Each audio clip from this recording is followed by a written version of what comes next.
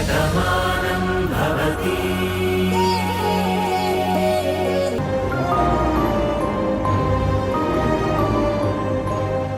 నీకొచ్చిన కష్టం ఎవరికీ రాకూడదమ్మా. కడుపారా మోసిన బిడ్డని పొత్తిళ్లలోకి తీసుకోకుండానే కొండంత భారాన్ని మోస్తున్నావమ్మా. ఆ భగవంతుడు తప్పకుండా నీకు మంచే చేస్తాడు.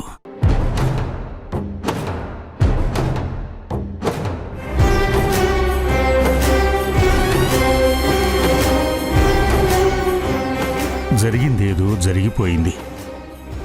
జరగబోయేది మాత్రం మంచే జరుగుతుందమ్మా.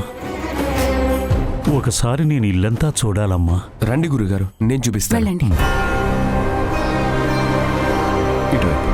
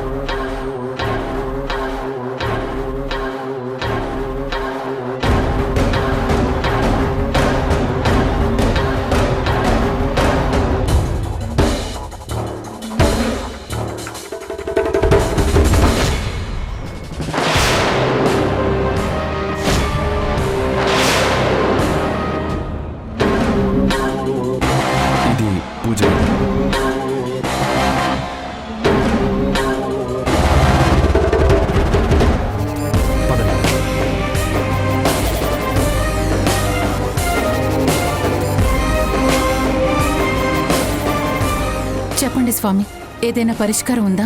ఆకు రాలిపోయిందంటే చెట్టు మూడు బారిపోయింది అన్న భ్రమలో ఉంటారమ్మా. కాని మళ్లీ చిగురు తొడిగి పచ్చదనాన్ని పంచుతుందమ్మా. అలాగే నైరాశ్యం నిండిన ఈ ఇంట్లో తొందరలోనే ఆనందం వస్తుంది.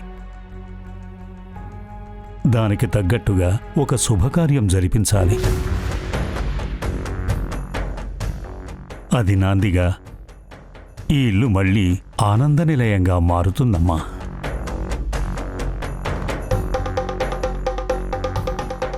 అన్నీ కోల్పోయాము, బాధల్లోనే మునిగిపోయామని నిరాశలో ఉన్న మీ అందరికీ తప్పకుండా ఆనందం వచ్చే సూచనలు ఆ భగవంతుడు చూపిస్తున్నాడమ్మా.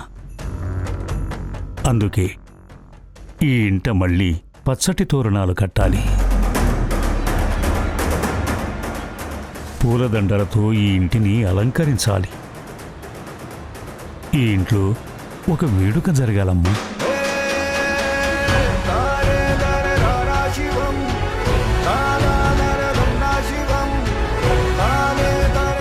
ఆ శుభకార్యమే మళ్ళీ శుభ ఫలితాలను తీసుకొస్తుందమ్మా.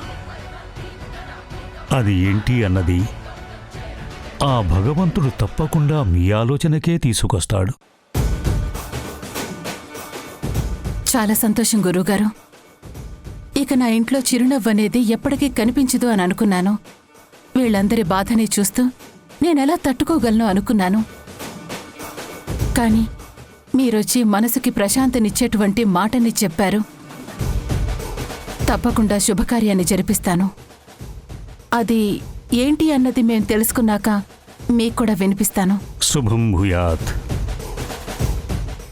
చూడు తల్లి, భగవంతుని నమ్ముకున్న వాళ్ళకి, పరోపకారం చేసేవాళ్లకి తాత్కాలికమైన బాధలు ఉంటాయేమో గాని శాశ్వతమైన కష్టాన్ని, కన్నీళ్లని ఆ భగవంతుడు ఎప్పటికీ ఇవ్వడమ్మా. మీ ఇంట ఏ మంచైతే జరగాలని మీరు కోరుకుంటున్నారో అది తప్పక జరుగుతుందమ్మా. వస్తాను. మంచిది గురువుగారు. ఆయుష్మాన్ భవ.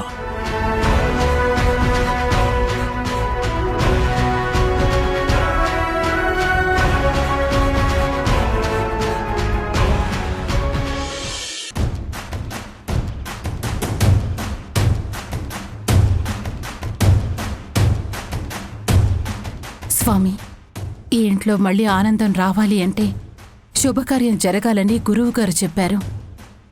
అదేంటో మా నిర్ణయం అని వదిలేశారు. బాగా ఆలోచించి నేనొక నిర్ణయం తీసుకున్నాను. ఇప్పుడు అది అందరికీ చెప్పబోతున్నాను. ఎక్కడ ఏ ఆటంకం లేకుండా అంతా బాగా జరిగేలా చూడు తండ్రి.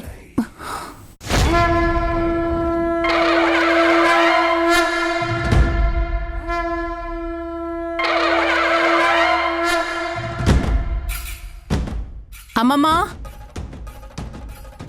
ఏవండి, అందరూ ఒకసారి రండి.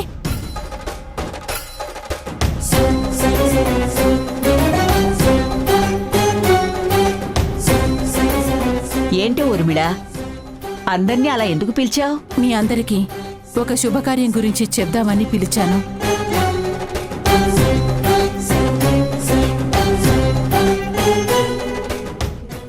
శుభకార్యం అంటే ఏం చేయిస్తాము?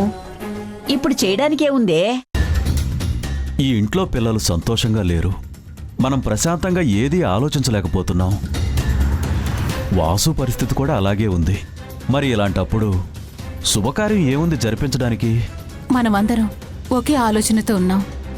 అందుకే ఇంతవరకు ఎవరు కూడా ఏ విధంగా కూడా ఆలోచించలేకపోతున్నాం. ఆ ఆలోచన నుంచి మనం ఇప్పుడు బయటికి రావాలి. నేను గురువుగారిని పిలిపించడానికి కారణం కూడా అదే.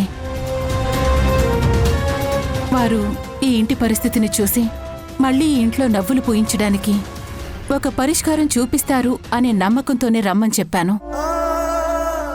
అలాగే ఆయన ఒక పరిష్కారం చెప్పారు. అది ఏంటి అన్నది మన ఊహకే వదిలేశారు. ఈ విషయం గురించి నేను బాగా ఆలోచించాను. ఈ ఇంట్లో జరిపించవలసిన శుభకార్యం ఒకే ఒక్కటని నేను నిర్ణయించుకున్నాను. మళ్ళీ ఈ ఇంటికి పచ్చతోరణాలు కట్టాలన్నా, ఈ ఇంట్లోకి సంతోషాలు రావాలన్నా, మళ్ళీ అందరం కూడా మామూలు మనుషులం కావాలి అన్నా జరగవలసింది కార్తీక్ పెళ్ళి.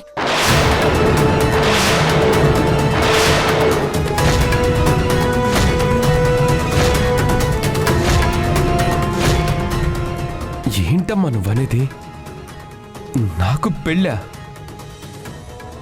నాకు పెళ్ళేంటమ్మా? అవును కార్తీక్, మా అందరిది ఒక కష్టమైతే నీది ఎవరో తీర్చలేనటువంటి కష్టం.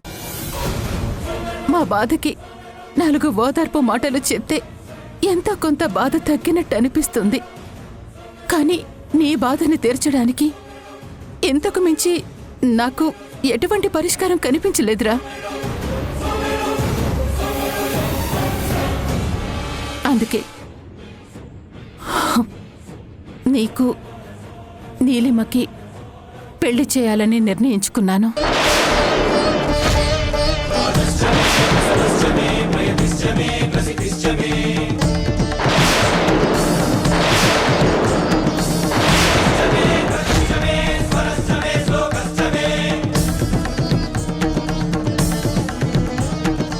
అదే ఈ ఇంట్లో జరగబోయేటువంటి శుభకార్యం.